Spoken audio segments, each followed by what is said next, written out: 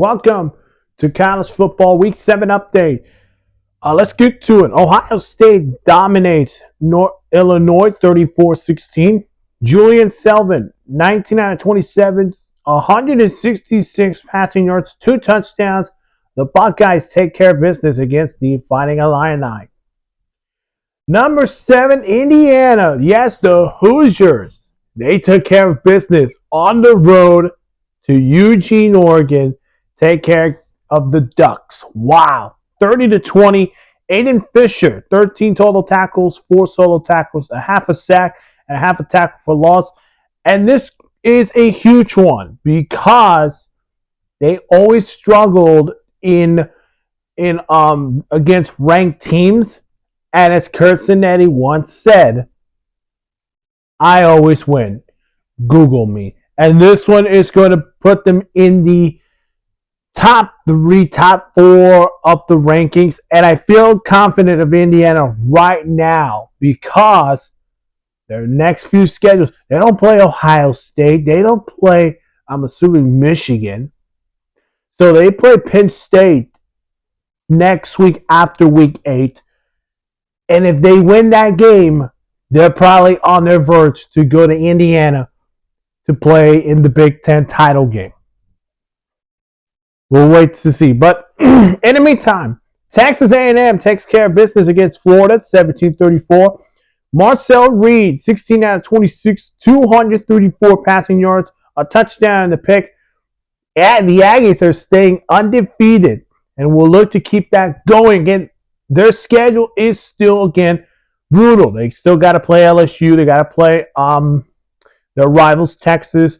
But again, they are going to be calm. They're not going to rush through, get to the SEC title game. They're going to stay one game at a time. Now to the Red River rivalry, where Texas upsets Oklahoma 23-6.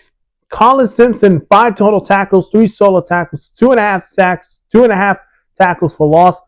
And for Texas, this is a huge win against an undefeated Sooners team that were coming in with questions surrounding John Mateer if he was going to play in this game.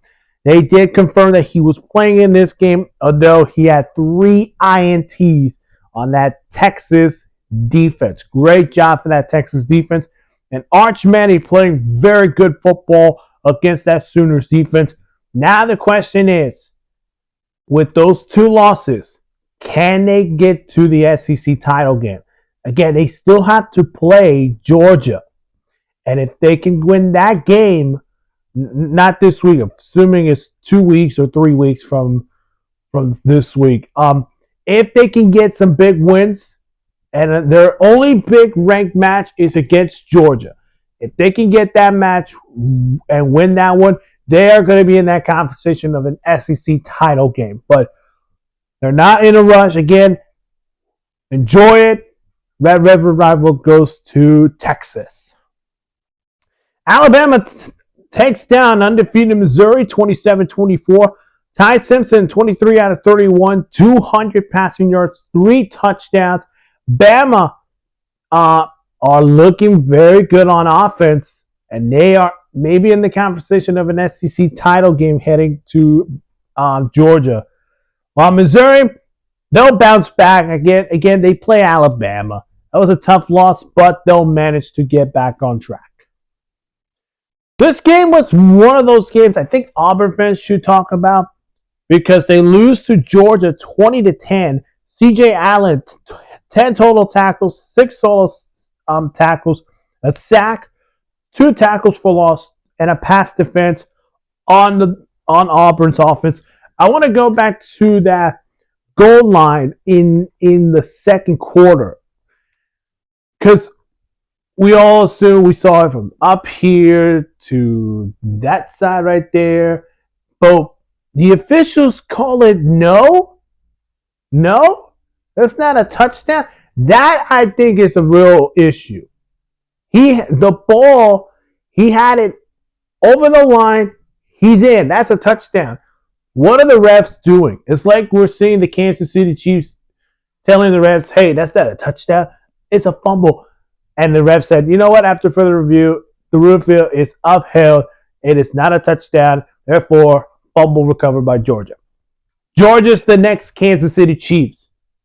The next Chiefs refs working together. But this one was the big one. USC takes down Michigan 31-13. King Miller, 18 carries, 158 rushing yards, one rushing touchdown, and a huge one for USC, knocking off Michigan. BYU and Arizona had a great game, a two overtime thriller, but BYU prevents 33-27. Parker Kingston, 5 receptions, 117 receiving yards, a touchdown. BYU stays undefeated.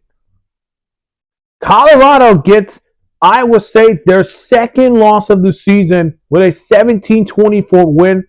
Caden Salters, 16 out of 25, 255 passing yards, 2 touchdowns. Colorado gets their second win of the season, or third win of the season, against a Cyclones team that are banged up and now on their 2-game losing streak.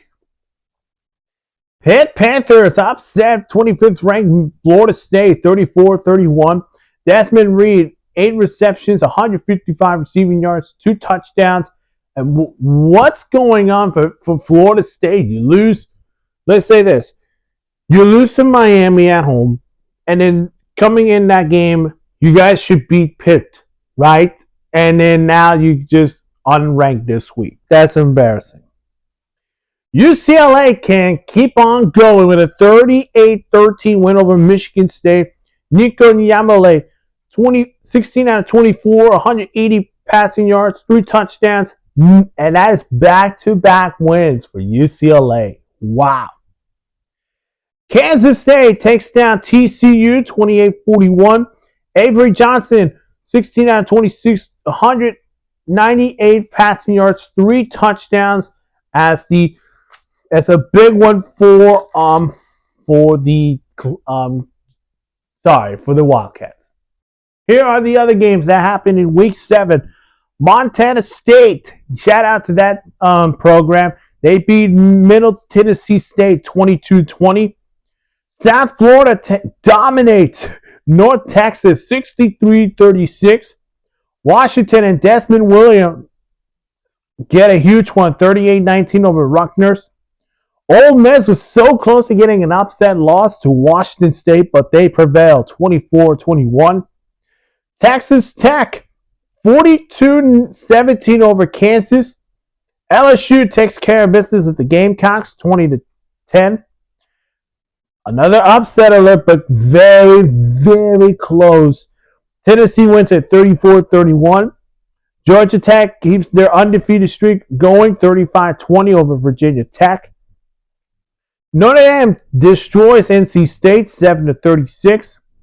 Utah wins it, 42-10 over Arizona State. Cincinnati keeps on rolling with a huge win against UCF, 20-11. Nebraska, 34-31 over Maryland. Wake Forest takes down Oregon State, 39-14, which, by the way, Oregon State's head coach got fired after that game. So that job is opening, which we'll get to the other one, which all of y'all in the comments will like to hear my thoughts about this news. Air Force and UNLV had a clash, 51-48. UNLV prevail. And then Minnesota takes down Purdue 27-20. Now to the big one. Northwestern upsets Penn State 22-21. And then on Sunday, Penn State made the decision. They pulled the trigger to fire James Franklin. Okay, here's my thoughts. This is also going to be a buyout for $50 or $40 plus million dollars. So that's a big one. James Franklin, of course, was hired back in 2014. He was there for 11 years. Some Penn State fans thought he would probably get out as early as possible. But this one is the biggest job for the 2026 college football coaching cycle, because Penn State is a great program. They're going to They're going to have to find a new quarterback and a new head coach. But this is where I'm going.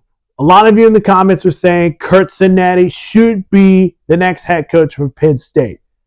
I'm going to say there's I would probably say 45-50% chance of that happening because, again, does Kurt Cincinnati want to leave Indiana for the Penn State job? If Indiana finds a way to keep Kurt Cincinnati, then who else is on that job? There's Nebraska's head coach, Matt Rule. That would make sense because he was part of the Penn State coaching staff, of course. He knows this program very well. I think that would be a great job for Matt Rule. Others are picking up Manny Diaz, the Duke head coach. Of course, he was the DC in Penn State with James Franklin. It would be another great job for Manny Diaz to take over there. To me, when you're looking for a head coach at Penn State, you want to look for an offensive-minded coach first, and then you look at the defensive-minded coaches. So if we're talking about an offensive-minded coach, we're talking like Ohio State's offense coordinator, Brian Hartline. We're talking Kurt Cincinnati is another one. Matt Rule is another one.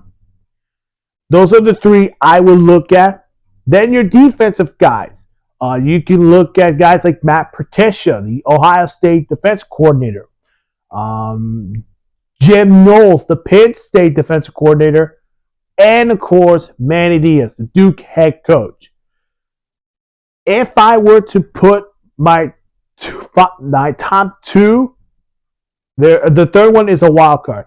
I would say Matt Rule and Kurt Cincinnati. Those are the two guys that I think could take this job. My wild card is Manny Diaz.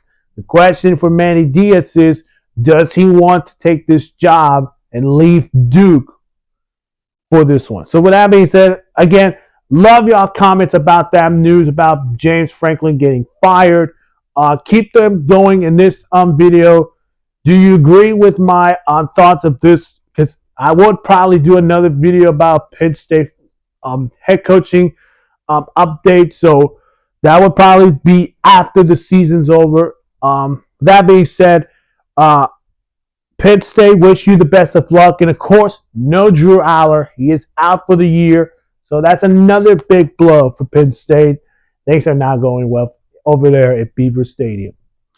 That's it for college football Week 7 update. If you have not seen my other videos, go check them out on my channel. Of course, make sure to hit that like button, subscribe to the channel, hit that notification bell for more sports news.